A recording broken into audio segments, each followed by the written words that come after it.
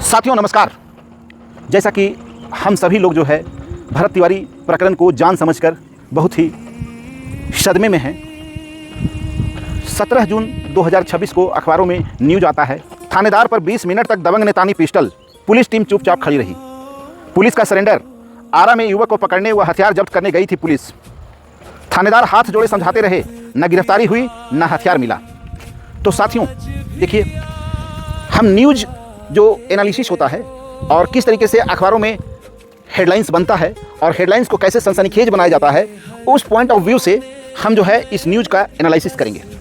और देखिए बात का बतंगड़ कैसे होता है, अर्थ का अनर्थ कैसे होता है। पत्रकार ने रिपोर्ट किया है, थानेदार पर 20 मिनट तक दबंग ने तानी पिस्टल, पुलिस टीम चुपचाप खड़ी रही। इस न्यूज को पढ़ने के बाद साथियों आम जन को क्या लगेगा कि पुलिस का इकबाल खत्म हो गया है। आरा का ये न्यूज पटना में बैठे सीएम को क्या लगेगा? सीएम जिन पर जो है पूरे प्रदेश की सुरक्षा व्यवस्था का जिम्मेवारी है, उनको क्या एहसास होगा? उस न्यूज़ को पढ़कर अगर वो ठंडे माहौल में भी होंगे तो उनको जो है बहुत गुस्सा आएगा अंदर से। जाहिर सी बात है उनको अच्छा नहीं लगेगा। अब वो इसी स्थिति में वो अपने मातहत पदाधिकारियों को बुलाएंगे और बुलाकर यही बात कहेंगे, कैसे चला रहे हो पुलिस प्रशासन की व्यवस्था? क्या पुलिस का इकबाल खत्म हो गया है क्या? यह न्यूज़ जो है दिखाता है कि बिहार में पुलिस का इकबाल खत्म हो गया है। सरेआम जो है गुंडा बदमाश बिहार की विधि व्यवस्था को हाईजैक कर लिया है। अब इसके बाद एक सीएम के तौर पर कोई भी व्यक्ति होगा तो वह अपने मातहत पदाधिकारियों को बुलाकर डांट की ऐसी घुट्टी पिलाएगा, जाहिर सी बात है साथियों कि फिर नीचे वाले जो हैं जैसे डीजीपी हो गए या गृह सचिव हो गए, ये लोग, इन लोगों को बहुत अच्छा नहीं लगेगा। वह जो है सीएम साहब का मैसेज स्पष्ट रूप से नीचे पास करेंगे। और सीएम साहब का बयान भी है कि बिहार में हम अपराधियों को किसी भी कीमत पर बर्दाश्त नहीं करेंगे। जब इस तरह का मैसेज पुलिस विभाग में आएगा और इस तरह का न्यूज पढ़कर सीएम साहब जो निर्देश देंगे, जो डांट देंगे, जो डांट की घुट्टी पिलाई जाएगी, उसके बाद जो है पुलिस पदाधिकारी क्या करेंगे? जाहिर सी बात है उस दबंग को निपटाना चाहेंगे, जितना जल्दी से जल्दी इस प्रकरण का पटाक्षेप हो। अब साथियों यहाँ पर एक चीज़ मुझे बड़ी अजीब लगती है। देखिए इस प्रकरण में ये प्रकरण जिस स्तर पर पहुंचा और जितना लोग इसके बारे में जाने समझे, तो एक बात तो लगती है साथियों, इसमें सीखने के लिए, सबक के तौर पर बहुतों के लिए और सभी के लिए बहुत चीज़ें हैं। जैसे पत्रकार बंधुओं से कहाँ गलती हुई रिपोर्टिंग के क्रम में, जैसे हमारे सिविल पदाधिकारियों से कहाँ गलती होती है, हमारे सीएम साहब से कहाँ पर गलती हुई, हमारे जो है जो समाज सेवा की भावना जो रखते हैं भरत तिवारी जैसे लोग, उनसे कहाँ पर फॉल्ट हुआ, पुलिस पदाधिकारी जो ऊपर से लेकर नीचे तक के हैं, उनके लिए भी सीखने के लिए बहुत सारी चीज़ें हैं। हम इसी बिंदु को लेकर के इन चीज़ों पर अपनी बात रखेंगे। हमारा इसमें मानना है कि जो लोकल कॉरेस्पोंडेंट हैं, अगर इस बारे में ऊपर न्यूज़ देने से पहले एक बार भरत तिवारी जी से उनका पक्ष जानने का प्रयास करते तो इस तरह की रिपोर्टिंग नहीं होती। भरत तिवारी जी जैसा कि हम लोग जाने समझे, बाद में उनके पहले के जीवन के बारे में जब पता चला तो हम लोगों को भी लग रहा है कोई व्यक्ति इतना मस्ताना होता है, इतना दीवाना होता है समाज सेवा के क्रम में क्या? अब सोचिए, हम लोग तो बहुत चीज़ें उनके बारे में सुने हैं। तो हमारा कहने का मतलब है कि अगर पत्रकार बंधु या लोकल कॉरेस्पोंडेंट एक बार तिवारी जी से पूछ लेते, उनका पक्ष जान लेते, तो मैं बड़ी यकीनी तौर पर कहता हूँ कि इस तरह का हेडलाइंस नहीं बनता। उसी स्थिति में इस तरह का हेडलाइंस बनता जैसे कि थानेदार पर 20 मिनट तक एक सिरफिरे ने तानी पिस्टल, पुलिस टीम चुपचाप खड़ी रही। या दूसरा हेडलाइंस इस तरीके से भी बनाया जा सकता था कि सिस्टम से परेशान हताश निराश युवक ने थानेदार पर 20 मिनट तक तानी पिस्टल। अब सोचिए साथियों, एक तरफ न्यूज हेडलाइंस है, थानेदार पर 20 मिनट तक दबंग ने तानी पिस्टल, पुलिस टीम चुपचाप खड़ी रही, और वहीं जो है अगर इस तरह का हेडलाइंस रहता कि सिस्टम से हताश निराश और परेशान होकर एक युवक ने थानेदार पर 20 मिनट तक तानी पिस्टल, तो साथियों ये न्यूज़ पढ़कर सीएम साहब का क्या रिएक्शन होता? सीएम साहब यही कहते कि लगता है कोई सिरफिरा है, देखो जी क्या चल रहा है। उनका कहने का टोन जो है अलग हो जाता, उनका जो कहने का टोन है वह अलहदा हो जाता। जब आप कहते हैं कि एक दबंग ने पिस्टल तानी और जब आप कहते हैं कि सिरफिरे युवक ने पिस्टल तानी या सिस्टम से परेशान हताश होकर एक युवक ने पिस्टल तानी, तो अर्थ अलग अलग होते हैं। दूसरे वाले मामले में सीएम साहब का वो तलखी नहीं होता अपने मातहत पदाधिकारियों को, इस तरीके से मातहत पदाधिकारी भी एकदम ऑपरेशन को अंजाम देने के लिए एग्रेसिव नहीं होते। जाहिर सी बात है, देखिए साथियों, हम यहीं से बात को पकड़ रहे हैं, रिपोर्टिंग बहुत बड़ी चीज़ है और रिपोर्टिंग में बड़ी यकीनी तौर पर मैं कह सकता हूं कि अगर भरत तिवारी जी का पक्ष एक बार लोकल कॉरेस्पॉन्डेंट या पत्रकार बंधु या ब्यूरो चीफ ले लिए होते तो इस तरह का हेडलाइंस तो नहीं चलता। तो साथियों, हमारा कहने का मतलब है कि देखिए अर्थ का अनर्थ कैसे होता है। जब हम शब्दों का चयन सही से नहीं कर पाते हैं तो हमारे शब्द किस प्रकार से सामने वाले लेंगे या जनमानस में वो शब्द कैसे घर करेगा, ये बहुत बारीक नज़रिया रखना होता है। इसके लिए आप बाकी सारी चीज़ों से तो वाकिफ़ हैं। तो साथियों, भरत तिवारी के प्रकरण से हर स्तर पर सबक लेने की आवश्यकता है। सबसे पहला सबक पत्रकार बंधुओं को लेना चाहिए कि कोई भी न्यूज़ चलावें तो जितने संबंधित पक्ष हैं एक बार संबंधित पक्षों से बात होनी चाहिए। अदरवाइज न्यूज़ को सनसनीखेज बनाने के क्रम में जाने अनजाने में कुछ ऐसी गलतियां हो जाती है जिसका अर्थ जो है कुछ होता है और मायने मतलब कुछ और निकाल लिया जाता है। हम किसी को दोषी नहीं ठहरा रहे हैं, लेकिन जाने अनजाने में इस तरह की भूल होती है। दूसरा जो है सिविल सेवा में कार्यरत पदाधिकारियों के लिए है, नौकरशाहों के लिए है। आपको एक बात समझना होगा कि सिविल सेवा में आप जो है जनता के सेवक के रूप में हैं। आप जनता के मालिक न ही बने तो ज़्यादा अच्छा रहेगा। आपने अपना काम सही से नहीं किया, आप जो है अपना काम सही से नहीं करते हैं। अधिकांश सिविल सेवकों के बारे में बोल रहे हैं, बहुत कम ही हैं जो अपना काम निष्ठा लगन से करते हैं, निस्वार्थ भाव से करते हैं। अधिकांश सिविल सेवक जो है काम करना नहीं चाहते हैं या टाल मटोल रवैया अपनाते हैं, जिसके वजह से सिस्टम से आजिज आकर भरत तिवारी जैसा युवक पैदा होता है। तो हम विशेष आग्रह करेंगे सिविल सेवा के पदाधिकारियों से, आप ढंग से काम करें ताकि प्राइमरी स्तर पर ही लोगों में एनवायंस नहीं हो। जो समाज सेवा करने के इच्छुक हैं उनमें असंतुष्टि का भाव ना हो, उनमें नाराज़गी का भाव ना हो। तीसरा सबक है सीएम साहब के लिए। तो साथियों, जैसा कि जानते हैं कि बिहार के सीएम जो है बहुत ही स्पष्टवादी प्रकृति के हैं।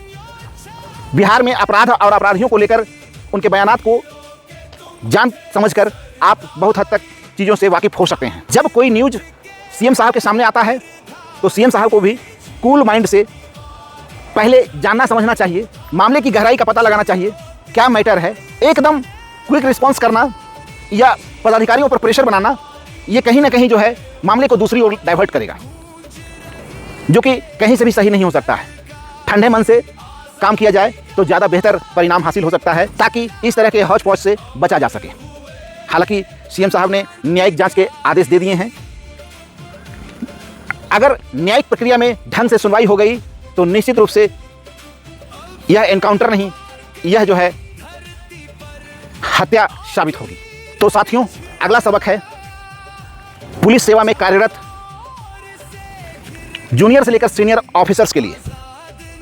एक बात तो समझना है साथियों, उनके लिए भी ये बात समझना आवश्यक होगा कि विषय वस्तु की गहराई को समझें, मामले की गहराई को समझकर ही रिस्पॉन्स देना ठीक रहेगा।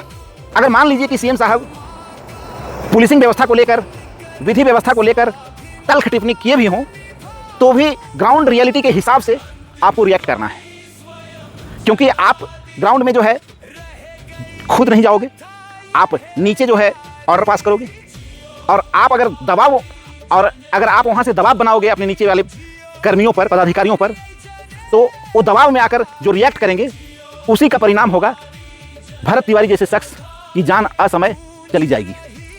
इस मामले में जहाँ तक मैं जाना समझा,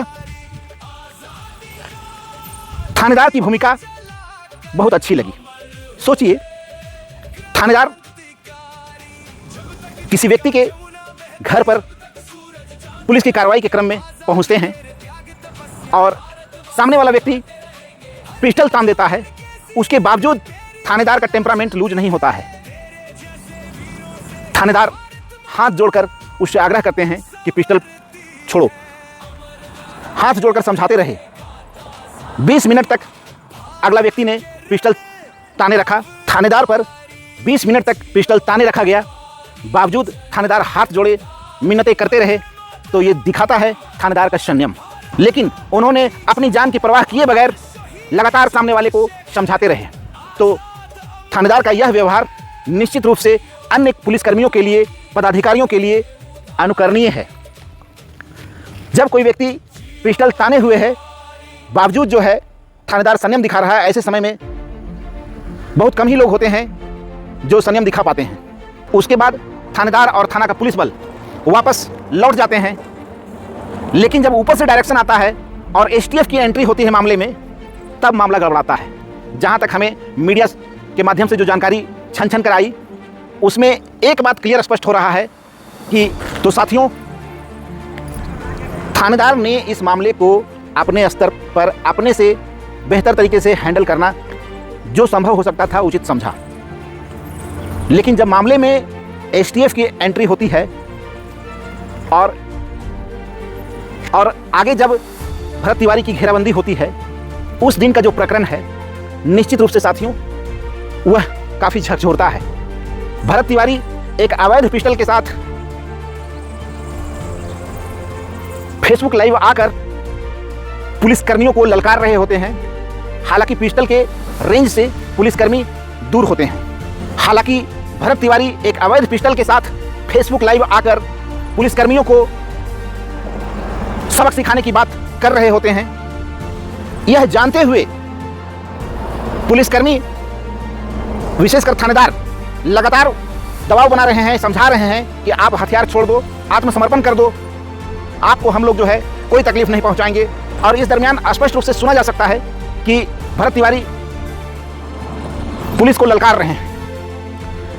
जाहिर सी बात है, उस समय पुलिसकर्मियों का पारा गर्म होगा। पुलिस के द्वारा लगातार समझाइश दिए जाने के बाद भरत तिवारी पिस्टल को फेंक देते हैं और कहते हैं सरेंडर। इसके बाद की परिस्थिति में उस व्यक्ति को 3 गोली मारा जाता है पैर में, जैसा कि मीडिया से जानकारी प्राप्त हो रही है। 3 गोली मारे जाने के बाद भी वह व्यक्ति हंस रहा होता है।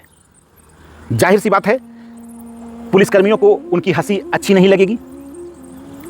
उसके बाद एक गोली जो है हाइड्रोसिल पर मारा जाता है, जैसा कि मीडिया रिपोर्ट में है। स्पष्ट है साथियों, यहां पर पुलिसकर्मियों के स्तर से चूक हुई है। हथियार सरेंडर करने के बाद आप किसी भी परिस्थिति में आप उस पर गोली नहीं चला सकते हैं। जब वह आदमी हथियार के साथ लैस था, उस समय गोली चलाते आप, तो आपके पास बचाव के तमाम विकल्प होते। लेकिन जब वह हथियार छोड़कर निहत्था हो गया, उसके बाद आप 3 गोली मार रहे हैं और वह बंदा इतना पागल, मस्ताना, दीवाना, क्रांतिकारी कि वह हंस रहा है। और यही उनकी हंसी और यही भरत तिवारी की हंसी उनके लिए काल बन गया। पुलिसकर्मियों को ये उनकी हंसी पची नहीं। स्पष्ट है साथियों, पुलिसकर्मी अपने ऊपर से नियंत्रण खो दिए और प्रतिष्ठा का विषय मानकर, आत्मसम्मान का विषय मानकर भरत तिवारी के हाइड्रोसिल पर गोली मारी गई है। जाहिर सी बात है, उसके आगे साथियों जो हुआ वह सब आप लोग वाकिफ हैं। तो साथियों, अगर इस केस की सुनवाई न्यायालय में सारे सबूतों के साथ होगी, तो यकीन मानिए कि जो कर्मी गोली चलाया है उसको बहुत ही बुरे दिन देखने होंगे। साथियों, पुलिस टीम के एक साथी की गलती की वजह से पूरी टीम घेरे में आएगी। सभी को मुकदमे का सामना करना पड़ेगा और ये मुकदमा कोई 4-6 महीने में खत्म नहीं हो जाएगी, वर्षों तक ट्रायल चलेगा। हो सकता है कि 10 साल भी लग जाएं और इस दरमियान पुलिसकर्मियों को बहुत ही कठिन दौर से गुजरना होगा। यकीन मानिए साथियों, उस समय ना आपका डिपार्टमेंट साथ देगा, ना स्टेट साथ देगा, कोई भी आपके साथ खड़ा होने वाला नहीं मिलेगा। होता क्या है साथियों, दरअसल फील्ड में जो काम कर रहा होता है उसको ग्राउंड रियलिटी की समझ होती है, लेकिन जो ऊपर से डायरेक्शन आता है, तो उस डायरेक्शन के अकॉर्डिंग जब हम काम करना शुरू कर देते हैं तब हम फंसते हैं। जो ऑर्डर आता है उसके अकॉर्डिंग हम काम करना शुरू कर देते हैं, तब हम फंसते हैं। तो किसी भी डिपार्टमेंट में कोई पदाधिकारी हो, कोई कर्मी हो, आपको ट्रेनिंग में जब भेजा जाता है तो एक ही बात कहा जाता है, सारी सीख सिखा दी गई, लेकिन अब आपको फील्ड में अपने विवेक के अनुसार कार्य करना है।